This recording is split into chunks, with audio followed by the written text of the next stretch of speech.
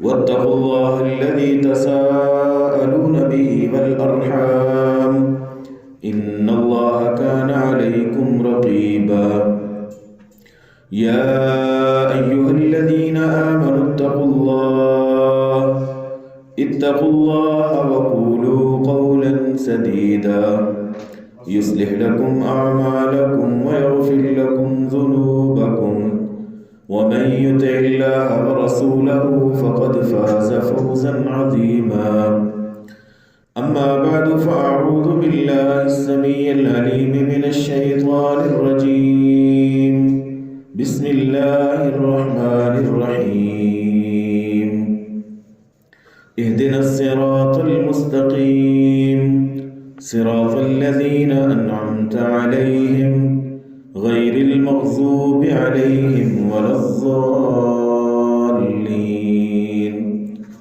وقال جل ذكره احشروا الذين ظلموا وأزواجهم وما كانوا يعبدون من دون الله فاهدوهم إلى صراط الجحيم وقفوهم إنهم مسؤولون ما لكم لا تناصرون بل هم اليوم مستسلمون وأقبل بعضهم على بعض يتساءلون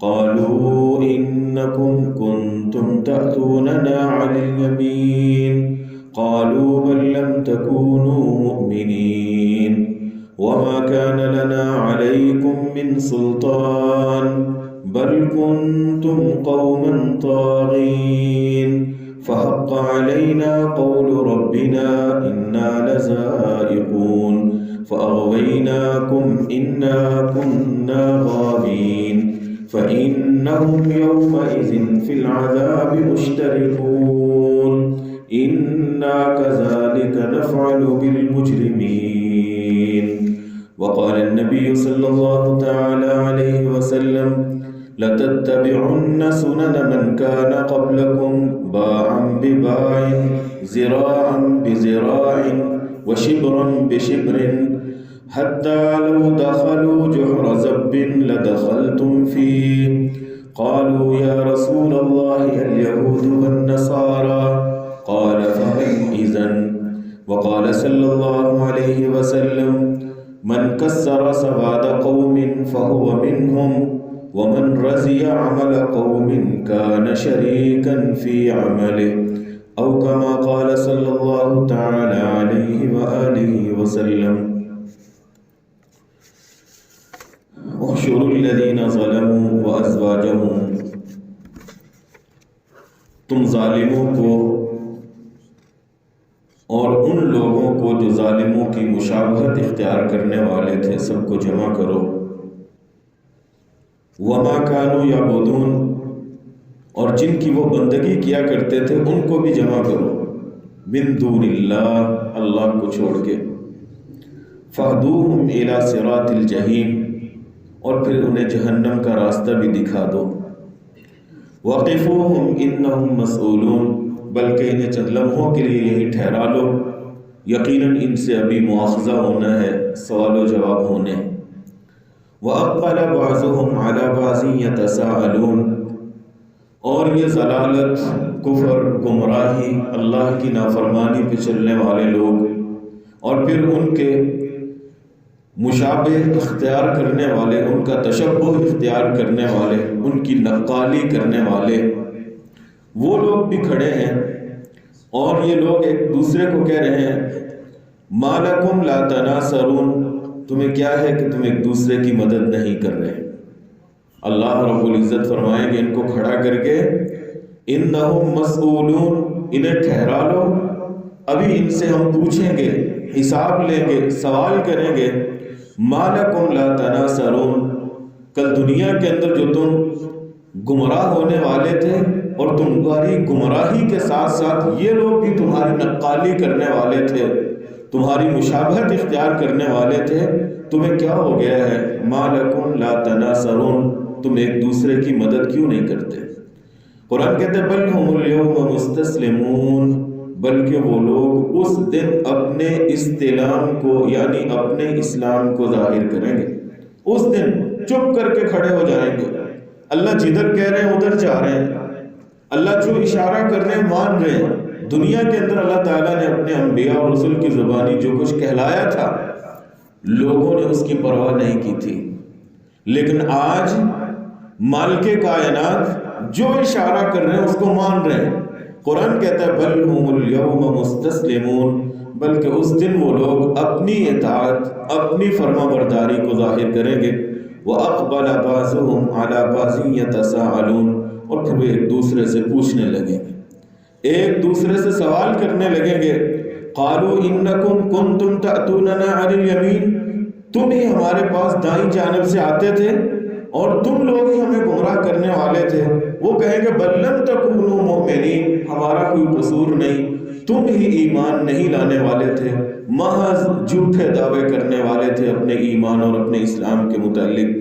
وما كان لنا عليكم من سلطان، ہم نے تم پہ کون سا جبر کیا تھا، ہم نے کون سا تمہیں مجبور کیا تھا کہ تم ہماری نقالی کرو، ہمارے پیچھے چلو، ہمارے معبودوں کی طرح تم بھی معبود کھڑ لو. جس طرح ہم اللہ کی ذات کے ساتھ شریک ٹھہرا رہے ہیں تم بھی شریک بنا لو. ہم نے تو تمہیں نہیں کہا تھا، ہم نے تمہارے ملکوں تمہارے شہروں میں آ کے یہ دعوت نہیں دی تھی، بلکہ تم خود بخود ہماری نقالی کرنے لگ گئے تھے. ہمارے عقیدے میں بھی تم نے اپنے عقیدے کو اسی طرح کا بنا لیا، ہماری طرز معاشرت اور طرز رہن سہن کو بھی تم نے بالکل اسی طرح کا اپنا لیا جس طرح ہمیں کرتا دیکھتے رہے. قالوا انکم تأتوننا عن الیمین قالوا بل لم تکونوا مؤمنین، تم تو اپنے دعوی ایمان کے اندر ہی جھوٹے تھے. اگر تم واقعی مومن تھے تو اپنے ایمان اور اسلام کا اظہار کرتے، جس نبی کے ساتھ وفا کا وعدہ کیا ہے اس نبی کی سیرت کو اپناتے، اس نبی کے چال چلن کو اپناتے، اس کی ہدی و سیرت کو اپنے لیے اسوہ اور نمونہ سمجھتے. لیکن تم لوگ تو ہمارے پیچھے چلے آئے اور ہم نے تمہیں کو مجبور تھوڑا کیا تھا. بل کنتم قوما طاغین، بلکہ تم تو خود سرکش لوگ تھے. پھر وہ کہیں گے فحق علینا قول ربنا، ہمارے رب کا قول، ہمارے رب کی بات وہ سچ ثابت ہو چکی ہے. انا لذائقون، یقیناً ہم جہنم کا مزہ چکھنے ہی والے ہیں. فاغویناکم انا کنا غاوین، کیا ہم نے تمہیں گمراہ کیا؟ یقیناً ہم بھی گمراہ تھے. فإنہم یومئذ فی العذاب مشترکون، یقیناً وہ لوگ اس دن عذاب کے اندر شریک ہوں گے. انا کذالک نفعل بالمجرمین، اللہ تعالیٰ کہتا ہے ہم مجرموں کے ساتھ بالکل ایسے ہی کرتے. کوئی مجرم بنے بذات خود یا کوئی کسی کی نقالی کرتے ہوئے مجرموں کے رنگ ڈھنگ کو اپنا لے اور انہی کے پیچھے چل نکلے تو ہم ان لوگوں کے ساتھ ایسے ہی کیا کرتے ہیں. یہ سورہ صافات کی آیات ہیں. سب سے پہلی آیت احشروا الذین ظلموا وازواجہم، یہ ازواج کا لفظ کیا ہے؟ اصحاب محمد صلی اللہ علیہ وسلم جنہوں نے قرآن کی سیرت خود صاحب قرآن سے سیکھی تھی، رسول اللہ صلی اللہ علیہ وسلم سے اس کلام کی حقیقت کو جانا تھا، حضرت عثمان ابن عفان رضی اللہ تعالیٰ عنہ جیسے لوگ، حضرت عمر فاروق رضی اللہ تعالیٰ عنہ جیسے لوگ.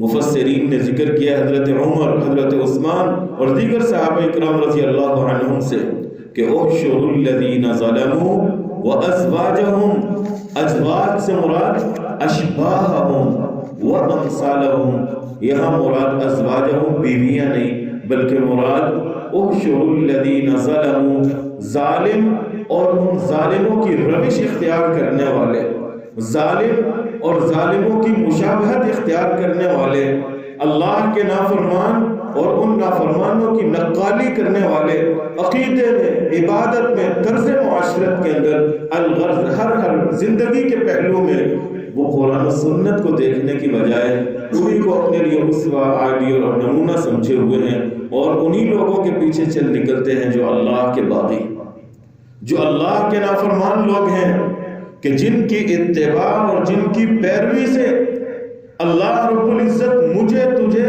دن کے اندر 17 بار میری اور آپ کی زبان سے کہلواتا ہے اہدنا الصراط المستقیم، اے اللہ ہمیں سیدھے راستے پہ چلا، اے اللہ ہمیں صراط مستقیم عطا فرمانا. ہمیں اس راستے پہ چلانا جو محمد الرسول اللہ صلی اللہ علیہ وسلم کا۔ اے اللہ ہمیں اس راستے پہ چلانا جو راستہ انبیاء کا تھا، صلحاء کا تھا، متقین لوگوں کا تھا، تیرے فرما بردار بندوں کا تھا۔ اہدنا الصراط المستقیم صراط الذین انعمت علیہم۔ اے اللہ ہمیں اس راستے کے اوپر چلاتے رہنا جس راستے پہ چلنے والے لوگوں پہ تو نے انعامات کی۔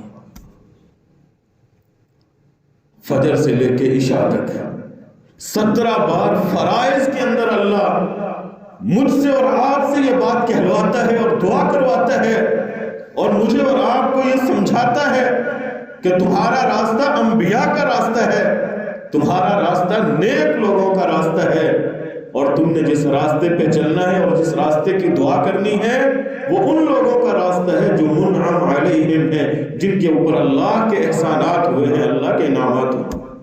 اگلی آیات کیا کہتی ہیں؟ غیر المغضوب علیہم ولا الضالین۔ اے اللہ ان لوگوں کے راستے پہ نہ چلانا جن کے اوپر تیرا غضب نازل ہوا۔ کتنا غضب نازل ہوا؟ کہیں پہ ہے اللہ تو نے ان کی شکلیں بگاڑ دی، بندر اور خنزیر بنا دیا، ان کی عقلوں کو ختم کر دیا، اے اللہ ان کو تہس نہس کر کے رکھ دیا تو نے۔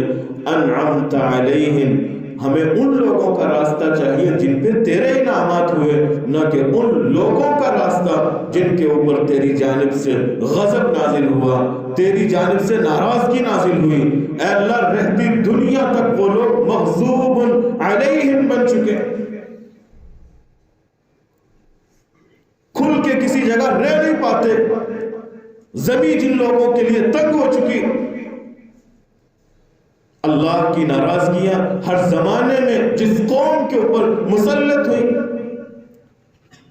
جمی مفسرین کے نزدیک الیہود، اے اللہ ہمیں یہودیوں کے راستے سے بچا، وَلَضَّالِّينَ، اور اے اللہ ان لوگوں کے راستے سے بھی بچانا جن کے پاس سیدنا عیسیٰ علیہ السلام ایسی سچی سچی اور کھری تعلیم لے کے آئے کہ اللہ رب العزت نے جھولے کے اندر انہیں بولنے کی توفیق دی، اور سیدنا عیسیٰ علیہ السلام کی زبان سے جو پہلا جملہ نکلا تھا کیا تھا؟ قال انی عبد اللہ۔ کیا کہا تھا انہوں نے؟ میں اللہ کا بندہ۔ نہیں کہا انہوں نے میں اللہ کا بیٹا، میں اللہ کی اولاد نہیں۔ قال انی عبد اللہ آتانی الکتاب وجعلنی نبیا۔ لیکن قوم نے کیا کیا؟ انبیاء علیہ السلام کی تعلیمات کو مسخ کرتے کرتے کرتے کرتے ان لوگوں نے اسی اللہ کے بندے کو اللہ کا روپ دے دیا، اللہ کا بیٹا بنا دیا، اللہ رب العزت کا حصہ اور جز بنا دیا۔ تو اللہ رب العزت دن کے اندر واجبی طور پہ 17 بار میری اور آپ کی زبان سے یہ کلمات نکلواتے ہیں، بندے اپنے عقیدے کو کھڑا رکھنا، صاف رکھنا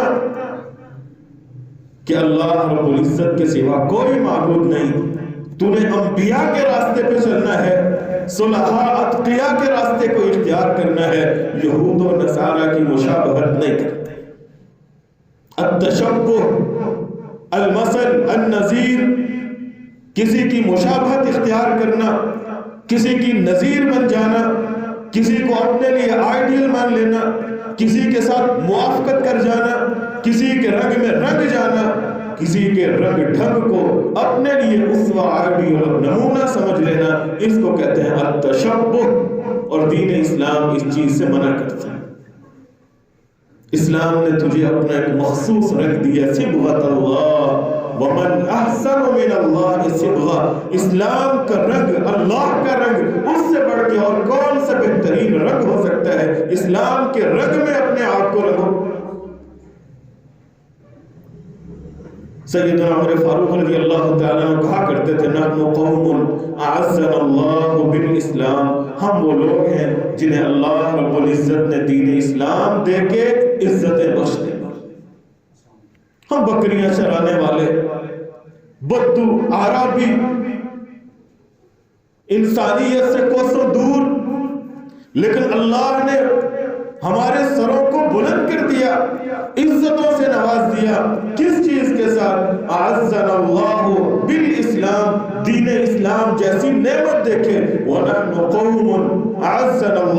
بالاسلام وَإِذَا أَرَدْنَا، اور جس وقت ہم اسی عزت کو، اسلام کو چھوڑ کے کہیں اور سے تلاش کرنے لگ جائیں گے، وَإِذَا طَلَبْنَاهُ فِي غَيْرِهِ أَذَلَّنَا اللَّهُ، یاد رکھنا کہیں اور سے عزتوں کے متلاشی بنیں گے، عزتیں نہیں ملے گی، اللہ تباہ و برباد کر دے گا، ذلیل و خوار کر دے گا۔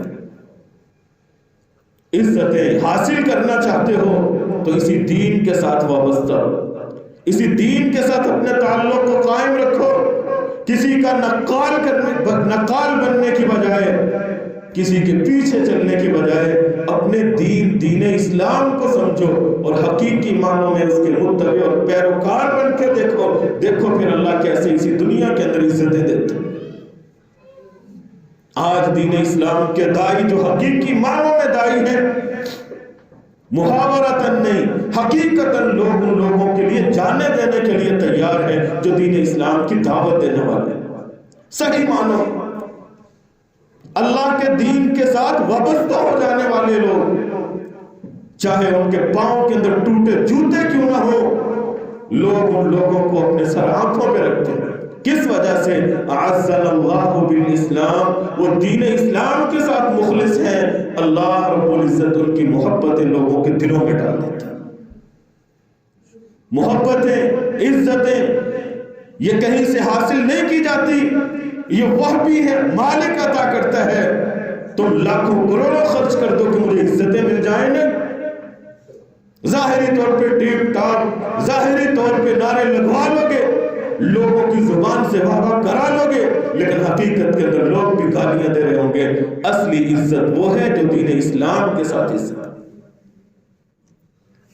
وَمَنْ أَحْسَنُ قَوْلًا مِّمَّنْ دَعَا إِلَى اللَّهِ وَعَمِلَ صَالِحًا وَقَالَ إِنَّنِي مِنَ الْمُسْلِمِينَ۔ قرآن کہتا ہے اس سے بھی بھلا کوئی بہتر انسان ہو سکتا ہے کہ جس کی زندگی کا مشن یہ ہے کہ وہ اللہ کے پیغام کو عام کرنا چاہتا ہے، اللہ کی دعوت کو لوگوں تک پہنچانا چاہتا ہے، رسول اللہ صلی اللہ علیہ وسلم کے فرامین امت تک منتقل کرنا چاہتا ہے، خود بھی داعی ہے، خود بھی اللہ رب العزت کی اس دعوت کو اپنانے والا ہے، لوگوں تک بھی پہنچانے والا ہے، خود بھی صالحیت کا ایک نمونہ اور پیکر ہے، اور لوگوں کو بھی اللہ کے راستے کی طرف لے کے آنے والا ہے۔ اس سے بھلا بہتر انسان اور کون ہو سکتا ہے؟ تو میرے بھائیوں، اپنے دین سے مرعوب ہو جائے، دوسروں کے دین سے مرعوب ہو کے اور اپنے دین کو حقیر اور کم ترین سمجھ کے انہی کے پیچھے چل نکلنا، یہ اسلامیت اور ایمان نہیں ہے۔ اسلام اور ایمان یہ ہے کہ اگر تم نے اسلام کو قبول کر لیا ہے تو پھر کسی مداہنت کا شکار نہیں ہونا، کم تری کا شکار نہیں ہونا، اپنے حواسات کو قابو میں رکھنا ہے۔ لوگ جو کہتے رہیں، یہ دین کسی انسان کا بنایا ہوا دین نہیں، یہ رحمان کا بنایا ہوا دین۔ اللہ رب العزت نے یہ دین اس طرح سے اتارا اور نازل کیا ہے کہ رہتی دنیا تک یہ دین قائم و دائم رہے گا، اور کسی قسم کا کوئی نقص اور عیب اس دین کے اندر نہیں۔ لا ریب فیہ، پہلا سبق قرآن یہ پڑھا تھا۔ پھر کیوں مرعوب ہو جاتے ہو؟ پھر کیوں ان کی نقالی کرتے ہو؟ پھر کیوں سمجھتے ہو کہ نجات، عزت، کامیابی، فلاح ان کے اطوار اور ان کے عادات کے اندر؟ دین اسلام تو ہمارے عقیدے سے لے کے ہمارے معاملات تک ہمیں یہ تعلیم دیتے ہیں، ان لوگوں سے بچو، ان کی نقالی نہ کرو، ان کے تشبہ سے بچو، ان کی مثل بننے سے بچو۔ رسول اکرم صلی اللہ علیہ وسلم کی زندگی کے آخری ایام ہیں، 5 دن پہلے آپ صلی اللہ علیہ وسلم نے اپنی وفات سے یہ خطبہ ارشاد فرمایا، اور آپ صلی اللہ علیہ وسلم نے کیا کہا؟ انی ابرأ الی اللہ ان یکون لی منکم خلیل۔ لوگوں میں اس بات سے برات کا اعلان کرتا ہوں کہ جس طرح کی محبت مودت مجھے اللہ سے ہے، اس طرح کی محبت دنیا میں مجھے کسی سے۔ فَإِنَّ اللَّهَ قَدِ اتَّخَذَنِي خَلِيلًا، اللہ نے مجھے اپنا دوست بنا لیا ہے، كَمَا اتَّخَذَ إِبْرَاهِيمَ خَلِيلًا، جس طرح اللہ نے مجھ سے پہلے ابراہیم علیہ السلام کو اپنا خلیل اور اپنا گہرا دوست، دلی دوست بنا لیا۔ وَلَوْ كُنْتُ مُتَّخِذًا خَلِيلًا، اور اللہ کے بعد اگر میں نے کسی کو خلیل بنانا ہوتا، اللہ جیسی محبت کسی سے میں کرتا بالفرض، تو وہ محبتیں ابو بکر کے ساتھ ہوتی، لیکن وہ محبتیں ساری کی ساری میری اللہ کے لیے۔ پھر آپ نے کیا کہا، وَإِنَّ مَنْ كَانَ قَبْلَكُمْ يَتَّخِذُونَ قُبُورَ أَنْبِيَائِهِمْ وَصَالِحِيهِمْ مَسَاجِدَ، لوگوں تم سے پہلے والے لوگوں نے اپنے انبیاء کی قبروں کو، اپنے نیک لوگوں کی قبروں کو سجدہ گاہ بنا لیا تھا۔ ان کے نیک لوگوں کی قبریں قبریں نہیں تھی، مسجدیں بن چکی تھی۔ ان کے انبیاء کی قبریں وہ محض قبریں نہیں تھی، وہاں بڑی بڑی بلڈنگیں کھڑی کر کے لوگوں نے وہیں پر سجدہ ریز ہونا شروع کر دیا تھا۔ الا فلا تتخذوا القبور مساجدا، لوگوں قبریں قبریں ہوتی ہیں، انہیں مسجدیں نہ بنانا۔ فإنی انہاکم عن ذلک، میں تمہیں اس کام سے سختی سے منع کر رہا ہوں۔ قاتل اللہ الیہود والنصارى، اللہ یہود و نصارہ کو ہلاک اور تباہ کرے۔ اتخذوا قبور انبیائہم مساجدا، کہیں فرمایا لعن اللہ الیہود والنصارى، اللہ کی یہود و نصارہ پہ لعنتیں ہوں کہ انہوں نے اللہ کے انبیاء کی کھری سچی تعلیمات کو ٹھکرا کے اللہ کی ذات کے ساتھ شرک کرنا شروع کر دیا، اللہ کے نبیوں کو اللہ کا مثیل بنا دیا، اللہ کا شریک ٹھہرا دیا۔ لعن اللہ، قاتل اللہ، کیوں کہہ رہے ہیں کہ لوگوں ان کی عقیدے کے اندر بھی مشابہت اختیار نہ کر لینا کہیں۔ لا تطرونی کما اطرت النصارى المسیح ابن مریم، لوگوں خبردار، جس طرح عیسائیوں نے عیسیٰ علیہ السلام کی شان کو، مقام کو، عزت کو، رفعت کو بڑھایا، اس قدر مبالغہ آرائی کی، اس قدر انہوں نے ان کی شان، عظمت، مقام کو بڑھایا۔ اللہ کا بندہ جس نے اس دنیا میں آتے ہی سب سے پہلا یہ بولا تھا، انی عبداللہ، لوگوں میں اللہ نہیں ہوں، اللہ کا جز نہیں ہوں، اللہ کا بیٹا نہیں ہوں، میں تو اس اللہ کا بندہ ہوں۔ تم نے اس اللہ کے بندے کو اللہ بنا دیا۔ لا تطرونی، ان عیسائیوں کی طرح تم نے یہ کام نہیں کرنا، بچ کے رہے، ان کی نقالی نہیں کرنی، ان کی مشابہت نہیں کرنی کہ جس طرح انہوں نے اللہ کے بندے کو اللہ بنا دیا، یہ نہ ہو کہ تمہارے اوپر بھی وہ وقت آئے جب محمد ابن عبداللہ کو تم بھی اللہ بنانا شروع کر دو۔ اللہ کی صفات رسول اللہ صلی اللہ علیہ وسلم کے اندر ثابت کرنا شروع کر دو۔ فلا تطرونی، لوگوں تم نے ایسے نہیں کرنا۔ عقیدے کے اندر بھی منع کیا۔ عبادات کے باب میں ہم دیکھیں، وہاں بھی رسول اللہ صلی اللہ علیہ وسلم فرماتے ہوئے نظر آتے ہیں، خالف الیہود، لوگوں یہود کی مخالفت کرو۔ فإنهم لا يصلون في نعالهم ولا خفافهم، وہ لوگ جوتوں میں نماز نہیں پڑھتے ہیں۔ اس ماحول کو پیش نظر رکھیں۔ جب آپ صلی اللہ علیہ وسلم نے مسجد نبوی کی تعمیر کی تھی، صفیں نہیں بچھی تھی، بطحا سے کنکر لا کے چھوٹے چھوٹے وہی بچھا دیے گئے تھے۔ صحابہ کرام انہیں کنکروں کے اوپر نماز پڑھ لیا کرتے تھے، کچی مسجدیں تھیں۔ اگر ایسا ماحول ہو تو تمہارے جوتے بھی پاک ہوں تو جوتوں سمیت بھی نماز ادا کر سکتے ہو۔ تم نے موزے پہنے ہوئے ہوں، انہیں موزوں کے ساتھ نماز پڑھ سکتے ہو۔ تم نیا جوتا خرید کے لاتے ہو جو بھی پاک صاف ہے، اسی جوتے کے ساتھ اللہ کا شکر بھی ادا کرو کہ اللہ نے اس نعمت سے تمہیں نوازا ہے، اور اسی جوتے کے اندر آ کے نماز بھی پڑھو۔ جنازگاہ کے اندر بھی موقع ہوتا ہے، اگر جوتے صاف ہیں اسی طرح پڑھ سکتے ہو، اگر نیچے صفیں نہیں ہیں تو آپ صلی اللہ علیہ وسلم نے کیا کہا، خالف الیہود، وہ لوگ اس چیز کو حرام سمجھتے ہیں کہ جوتے کے اندر نماز نہیں پڑھنی، ننگے پاؤں ہیں تو تبھی نماز ہو سکتی ہے۔ فرمایا اس تصور کو توڑو، تو اگر موقع ملے تو جوتے کے ساتھ بھی نماز ادا کر لو، ماحول ایسا ہو، تمہارے جوتے ایسے ہوں تو جواز کی بات۔ پھر آپ صلی اللہ علیہ وسلم نے دوسری جگہ فرمایا، فصل ما بین صیامنا و صیام اہل الکتاب اکلۃ السحور، لوگوں یہودیوں کی مخالفت اس طرح بھی کرو، اہل کتاب کی مخالفت یوں بھی کرو۔ وہ لوگ روزہ تو رکھتے ہیں لیکن اذان فجر سے پہلے سحری نہیں کھاتے۔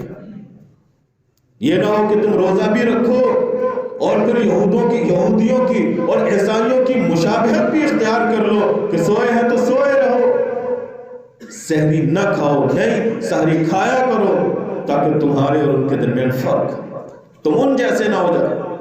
پھر آپ صلی اللہ علیہ وسلم نے فرمایا لیس منا من تشبہ بغیرنا، اس بندے کا ہم سے کوئی تعلق نہیں ہے جو کسی دوسرے کے رنگ میں رنگا جاتا ہے، جو کسی دوسرے کے رنگ ڈھنگ کو اپنا لیتا ہے۔ پھر آپ نے فرمایا لا تشبہوا بالیہود والنصارى، لوگوں یہود و نصارہ کی مشابہت اختیار نہ کرنا، فإن تسلیم اليہود الاشارۃ بالاصابع، یہودی سلام کرتے ہیں انگلیوں کا اشارہ کر کے، یہودی انگلیوں کے اشارے سے سلام کرتے ہیں، وتسلیم النصارى الاشارۃ بالاکف، جامع ترمذی کی روایت ہے، اور جب عیسائی سلام کرتے ہیں وہ ہتھیلی کے ساتھ سلام، تم نے ایسے نہیں کرنا، نہ انگلیوں کے اشارے سے نہ ہاتھ کے اشارے سے، فقط ہاں اگر تم السلام علیکم کہتے ہو ساتھ اشارہ بھی کر دیتے ہو تو یہاں جواز ہے کہ منہ سے السلام علیکم بھی کہا، اگلا بندہ کچھ دور تھا آپ نے زبان بھی ہلائی اس کو السلام علیکم بھی کہا ساتھ اشارہ بھی کر دو تو یہ چیز اور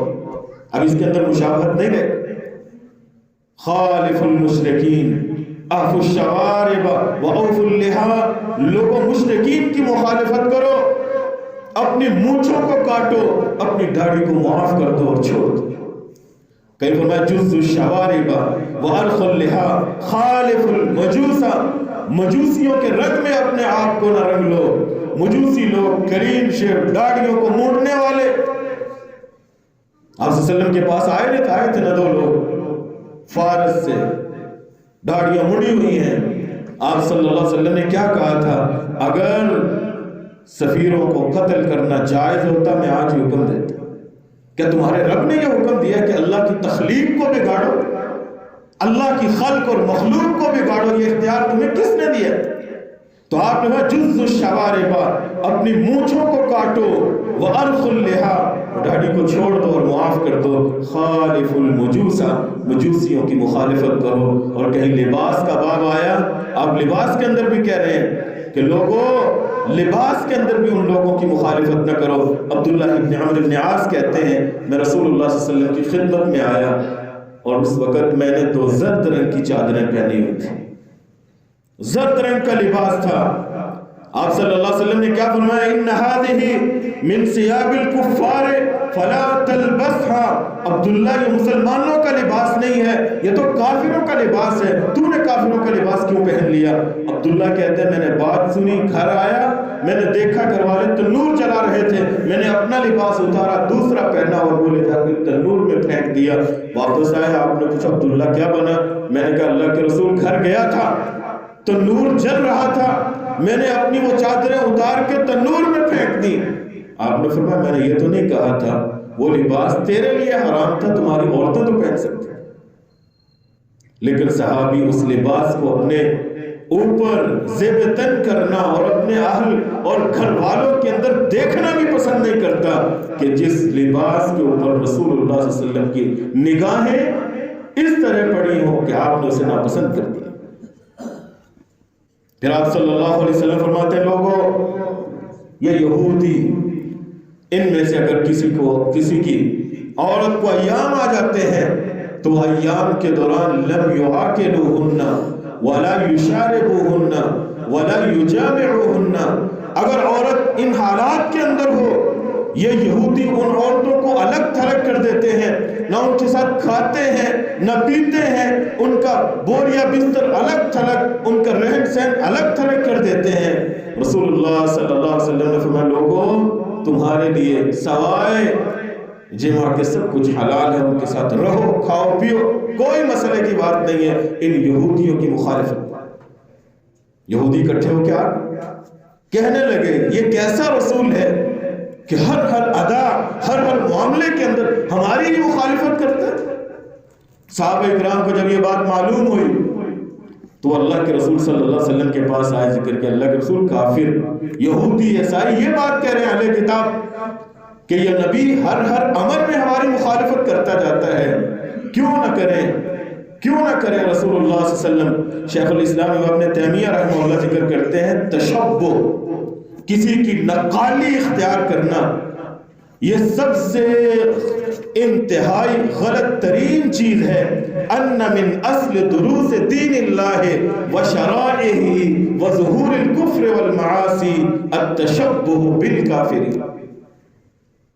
امام ابن تیمیہ رحمہ اللہ کہتے ہیں اگر تم دیکھو گہری نگاہ سے معائنہ کرو تاریخ انسانی کا کہ اللہ مختلف ادوار کے اندر جو دین اس دنیا کو دیتا رہا، انبیاء اور رسل بھیجتا رہا، انبیاء کی وہ تعلیمات کس سبب ختم ہوتی رہی تھی.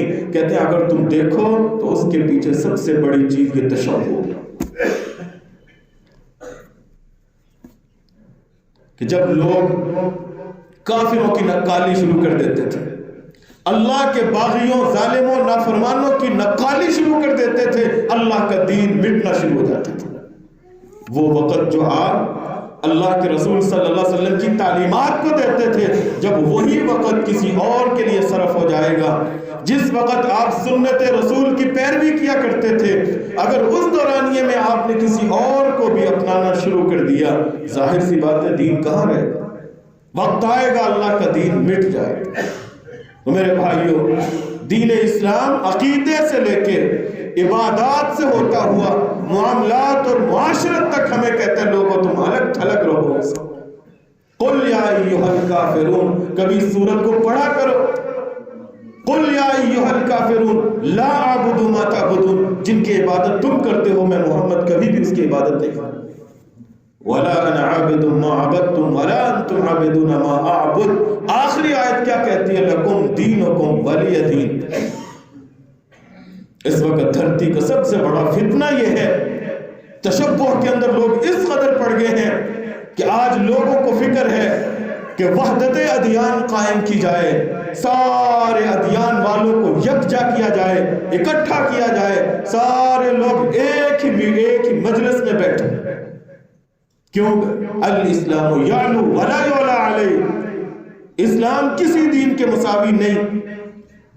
ان الدین عند اللہ الاسلام، اللہ کے ہاں اس وقت اگر دھرتی کے اوپر کوئی دین ہے جس کو دین کہا جا سکتا ہے تو وہ اللہ کا دین دین اسلام ہے. وَمَن يَبْتَغِ غَيْرَ الْإِسْلَامِ دِينًا فَلَن يُقْبَلَ مِنْهُ. اللہ کہتے ہیں جو دین اسلام سے ہٹ کے کسی اور چیز کو، کسی اور مذہب کو، کسی اور ملت کو اپنے لیے دین سمجھتا ہے، اپنے لیے اسوہ آئیڈیل اور نمونہ تصور کرتا ہے، فَلَن يُقْبَلَ مِنْهُ، اللہ کی بارگاہ میں قبول نہیں ہوگا.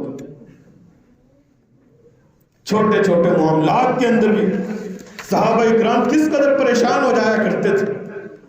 سیدنا معاویہ بن ابی سفیان رضی اللہ تعالیٰ مکہ المکرمہ حج کے لیے آئے، امیر حج، منبر رسول پہ کھڑے ہوئے، منبر پہ کھڑے ہو کے خطبہ ارشاد فرمانے لگے. ساتھ ہی ان کا فوجی محافظ وہ بھی کھڑا ہے اور اس کے ہاتھ کے اندر بالوں کا ایک گچھا ہے، بالوں کا وہ گچھا لیے کھڑا ہے، اور حضرت معاویہ رضی اللہ تعالیٰ عنہ خطبہ دے رہے ہیں اور اہل مکہ کو مخاطب ہو کے کہتے ہیں این علماؤک، تمہارے علماء کہاں چلے گئے؟ ان کی یہ ذمہ داری تھی کہ آج مکہ کی سرزمین پہ مجھے بالوں کا یہ گچھا ملا ہے، یہ چند بال ملے ہیں جو اس چیز کی شہادت دیتے ہیں کہ یہاں کچھ ایسی عورتیں ہیں جو غیروں کی نقالی کرتے ہوئے جعلی بال اپنے بالوں کے ساتھ لگاتی ہیں. علماء کہاں چلے گئے؟ وہ اپنی ڈیوٹی اور اپنا فریضہ کیوں سر انجام دیتے ہیں؟ اور پھر فرماتے ہیں میں نے رسول اللہ صلی اللہ علیہ وسلم کو سنا تھا، آپ نے اس سے منع بھی کیا تھا اور اس کا سبب بھی بیان کیا تھا. آپ نے صحیح بخاری کی روایت ہے انما ہلکت بنو اسرائیل حین اتخذ هذه نساؤهم، جب بنو اسرائیل کی عورتوں نے اس طرح جعلی بال لگانا شروع کر دیے تھے، اللہ رب العزت نے بنو اسرائیل کو تباہ و برباد کر دیا. ان کی بربادی کا ایک سبب یہ بھی تھا کہ وہ غیروں کی نقالی کرتے ہوئے اللہ کی خلق کو، تخلیق کو بدلتے ہوئے جعلی بال ان عورتوں نے لگانے شروع کر دیے. یہی حضرت معاویہ رضی اللہ تعالیٰ عنہ فرماتے ہیں کہ لوگوں زندگی تو زندگی، مرنے کے بعد جب بندہ قبر میں چلے جاتا ہے تمہاری قبریں بھی ان کی قبروں جیسی نہیں ہونی چاہیے. تمہاری قبریں بھی الگ، تمہاری قبروں کی شناخت یہ نہ ہو کہ پتہ نہ چل سکے کسی یہودی کی قبر ہے یا کسی مسلمان کی. نہیں، امتیاز ہونا چاہیے، فرق ہونا چاہیے کہ یہ مسلمانوں کی قبریں ہیں، یہ عیسائیوں یہودیوں کی قبریں ہیں. حضرت معاویہ رضی اللہ تعالیٰ عنہ کہتے ہیں ان تسویۃ القبور من السنن، رسول اللہ صلی اللہ علیہ وسلم کی سنتوں میں سے، اللہ کے دین کی سنتوں میں سے یہ بھی سنت ہے کہ مسلمانوں کی قبریں وہ برابر ہوتی ہیں، چھوٹی ہوتی ہیں، اونچی نہیں ہوتی. چاہے کہ ان کے اوپر قبے بنا دیے جائیں، بڑی بڑی بلڈنگیں کھڑی کر دی جائیں، یہ مسلمانوں کی قبریں نہیں، یہ مسلمانوں کا شعار نہیں. حضرت معاویہ تو بلند ہونے والی قبر کے متعلق کہہ رہے ہیں لوگوں تمہاری قبریں بھی بالش برابر ہونی چاہیے، اس سے بڑھ کے نہیں ہونی چاہیے. وقد رفعت اليهود والنصارى، یہودیوں نے، عیسائیوں نے اپنے لوگوں کی قبروں کو بلند کیا. فرمایا لا تشبہوہم، تم ان کی مشابہت کرو، کسی بھی اعتبار سے تمہیں ان کے مشابہ نہیں ہونا چاہیے. تم اپنی الگ شناخت رکھو، اپنے آپ کو الگ تھلگ رکھو ان سے. رسول اللہ صلی اللہ علیہ وسلم تو یہاں تک فرماتے ہیں لوگوں لا تساکن المشرکین، تم مشرکین کے ساتھ بھی نہ رہو، یہود و نصارہ سے الگ تھلگ رہو. جریر ابن عبداللہ البجلی رضی اللہ تعالیٰ عنہ بیان کرتے ہیں رسول اللہ صلی اللہ علیہ وسلم نے خصم قبیلے کی طرف ایک لشکر کو بھیجا. اب اس قبیلے میں کچھ لوگ مسلمان تھے اور اکثریت وہ کافروں کی تھی. وہ مسلمان ہو چکے تھے لیکن اس وقت ہجرت کا حکم تھا، ہجرت نہیں کر سکے. حملہ کرنے والے مسلمانوں کو علم نہیں تھا کہ یہاں کچھ لوگ مسلمان بھی ہو چکے. انہوں نے حملہ کیا. جو مسلمان ہوئے تھے ان لوگوں نے کچھ جواب دینے کی بجائے اپنے آپ کو سجدے میں گرا لیا، شاید اسی طرح سے وہ پہچان جائیں، لیکن صحابہ کرام نہ پہچان پائے. فَأَسْرَعَ فِيهِمُ الْقَتْلُ، حدیث کے اندر آتے ہیں صحابہ کرام نے کئی لوگوں کو تہس نہس کر دیا. معاملہ آپ صلی اللہ علیہ وسلم کی عدالت میں پہنچا. اے اللہ کے رسول، وہ تو مسلمان تھے جن کو آپ کے اس لشکر نے قتل کر دیا. آپ صلی اللہ علیہ وسلم نے معاملے کا تسویہ کرنے کے لیے کیا کہا کہ چلو دیکھو کتنے لوگ قتل ہوئے ہیں، ان لوگوں کی آدھی آدھی دیت ہم بیت المال سے دے دیتے. یعنی محض مشرکین کے اندر رہنا تشبہ نہیں ہے، محض ان کے اندر رہے ہیں یہ مسلمان، اور اس رہنے کی قیمت کس قدر چکائی ہے کہ اپنی عزت، اپنا وقار، اپنی قیمت آدھی کو بیٹھے ہیں. جہاں ایک انسان کی دیت 100 اونٹ تھی، اب 100 کی بجائے 50 اونٹ. اور اسی موقع پہ آپ صلی اللہ علیہ وسلم نے یہ بات کہی تھی انا بریء من کل مسلم یقیم بین اظہر المشرکین، میں ہر اس مسلمان سے بری ہوں جو مسلمانوں کے اندر رہتا ہے، جو کافروں اور مشرکوں کے اندر رہتا ہے، جو مسلمانوں کے اکٹھ اجتماع بستی شہر میں نہیں رہتا، جو کفار کے شہر میں جا کے سکونت اختیار کر لیتا ہے. میں محمد اس انسان سے بری ہوں، میرا اس سے کوئی تعلق. قالوا یا رسول اللہ لما، سنن نبی داؤد کی روایت ہے کیوں؟ آپ صلی اللہ علیہ وسلم نے فرمایا تم کیوں پوچھتے ہو؟ لا تراء نارہما، اس قدر مشرکین سے، یہود و نصارہ سے دور رہو کہ ان کے گھر کے اندر اگر چولہا جلتا ہے تو اس کا دھواں تمہارے گھر تک نہ آئے، تمہارے گھر میں چولہا جلے تمہارے گھر کا دھواں ان کو نظر نہ آئے. اس قدر دور دور. اگر ان کے ساتھ رہو گے، ان کے پڑوسی بن جاؤ گے، آہستہ آہستہ تشبہ اختیار کرو گے، ان کی مثل ہوتے چلے جاؤ گے، وقت آئے گا تم انہی کے رنگ میں رنگے جاؤ گے. ان کی مجلسوں میں بیٹھو گے، ان کی خوشی غمی میں شریک ہوگے. وقت آئے گا شیطان بہکاتے بہکاتے، محض تشبہ نہیں ہوتا. امام ابن تیمیہ رحمہ اللہ کہتے ہیں یہ تشبہ انسان کو محبت تک لے جاتا ہے. جس کی بندہ مشابہت اختیار کرتا ہے لا محالہ اس شے کی محبت انسان کے دل کے اندر ہوتی ہے، مانے یا نہ مانے. کسی کی ادا، کسی کی نقل اتارتے ہو، مطلب یہ تمہیں اس سے محبت ہے، اور یہی محبت جو تشبہ کی وجہ سے پیدا ہوئی ہے، اس کی نقالی کی وجہ سے پیدا ہوئی ہے، وقت آتا ہے انسان کو تباہی کے دھانے پہ لے جاتی ہے. اللہ کا باغی اور منکر، انڈیا کا وہ وسیم رضوی سنا ہوگا آپ نے بھی، کس طرح وہ دعوے کیا کرتا تھا کہ قرآن کے اندر 28 آیتیں جھوٹی غلط ہیں، لوگوں نے ملائی ہوئی ہے، نعوذ باللہ۔ میں نے وہ 28 نکال کے لوگوں یہ سچی کھری کتاب پیش کر دی، اور کبھی دعویٰ کرتا ہے نعوذ باللہ محمد رسول اللہ صلی اللہ علیہ وسلم تو ذہنی اعتبار سے بھی ٹھیک نہیں تھی، قرآن دہشت گردی سکھاتا ہے۔ اللہ رب العزت کو ایسا بندہ پسند نہیں آیا جو انہی کی بولی بولتا تھا۔ وجہ کیا تھی؟ ان کی مجلس اٹینڈ کرنا، ان کے ساتھ رہنا، ان کی مشابہت اختیار کرنا۔ وقت آیا اللہ رب العزت نے اس انسان کو دائرہ اسلام سے فارغ کر دیا، آج وہ دین اسلام کی نعمت کو بھی کھو بیٹھا ہے، کافر اور مرتد بن چکا ہے علی الاعلان۔ وہ انسان جو اپنے آپ کو دوسروں سے منسلک رکھتا ہے، یہود و نصارہ کی نقالی کرتا ہے کسی بھی حوالے سے، وقت آتا ہے رہتے رہتے چلتے چلتے زندگی کے اندر وہ موڑ بھی آتا ہے جب بندہ انہی جیسا ہو جاتا ہے۔ وہ آیا تھا نا ایک آنے والا، صحیح بخاری کی روایت ہے، رسول اکرم صلی اللہ علیہ وسلم پہ ایمان اسلام کا اس بندے نے اظہار کیا، مسلمان ہو گیا۔ صحابہ کرام کہتے ہیں اس نے سورہ بقرہ بھی سیکھ لی، سورہ آل عمران بھی سیکھ لی۔ آپ صلی اللہ علیہ وسلم کو اتنا اعتماد ہو گیا اس کے اوپر، آپ صلی اللہ علیہ وسلم نے وحی لکھنے پہ معمور کر دیا، وحی بھی لکھنے لگے۔ لیکن مجلسیں اس کے یاران نے وہی نصارہ کے ساتھ، وقت آیا وہی انسان جو وحی لکھا کرتا تھا، کتنا بڑا اعزاز اور شرف، 1.5 لاکھ صحابہ میں سے چند درجن لوگ ہیں جن کو یہ اعزاز حاصل ہے، 40 یا 42 لوگ، انہی میں سے یہ بھی تھا۔ لیکن جب انسان کی صحبتیں اچھی نہ ہو، دوسروں کی تشبہ، دوسروں کی مثل بننا چاہے اور انہی کے ساتھ تعلقات ہوں، وقت آتا ہے پھر اللہ رب العزت اس سے اپنی نعمت اسلام کو بھی چھین لیتا ہے۔ اس کے ساتھ بھی یہی ہوا۔ صحیح بخاری کے الفاظ ہیں، وہ بندہ رسول اکرم صلی اللہ علیہ وسلم کو چھوڑ کے دوبارہ پھر مرتد ہو گیا، نصارہ کے پاس پہنچا۔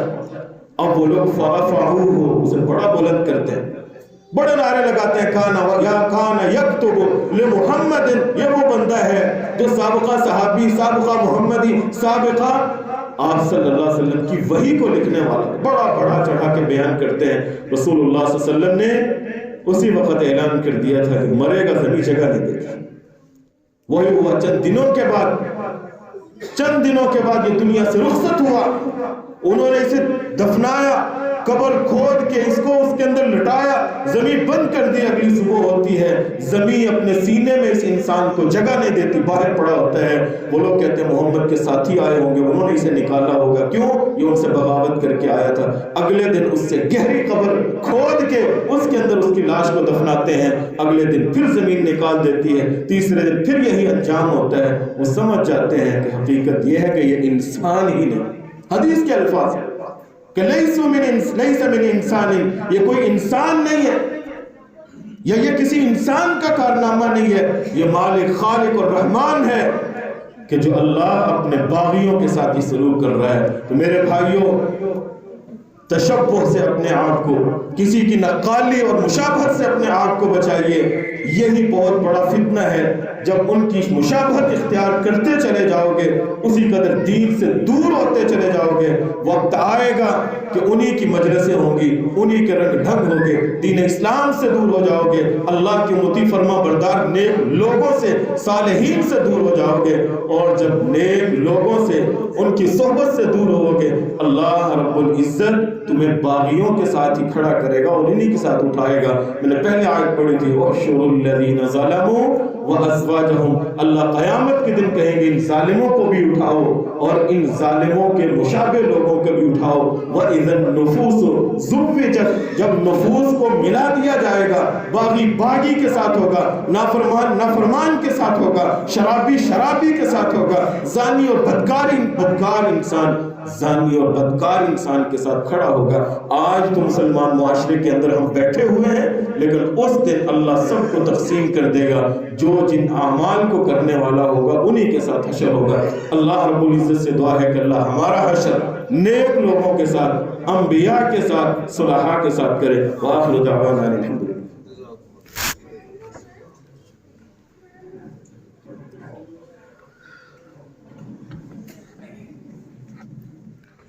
إن الحمد لله نحمده ونستعينه ونستغفره ونعوذ بالله من شرور أنفسنا ومن سيئات أعمالنا من يهده الله فلا مضل له ومن يضلله فلا هادي له وأشهد أن لا إله إلا الله وحده لا شريك له وأشهد أن محمدا عبده ورسوله أما بعد فإن خير الحديث كتاب الله وخير الهدي هدي محمد صلى الله تعالى عليه وآله وسلم وشر الأمور محدثاتها وكل محدثة بدعة وكل بدعة ضلالة وكل ضلالة في النار. اللهم انصر الإسلام والمسلمين، اللهم أعز الإسلام والمسلمين، اللهم اشف مرضانا ومرضى المسلمين، اللهم اقض حاجاتنا وحاجات المسلمين، اللهم اسق عبادك وبهائمك وانشر رحمتك وأحيي بلدك الميت. اللهم أغثنا، اللهم أغثنا، اللهم صيبا نافعا، رب ارحمهما كما ربياني صغيرا. سبحان ربك رب العزة عما يصفون وسلام على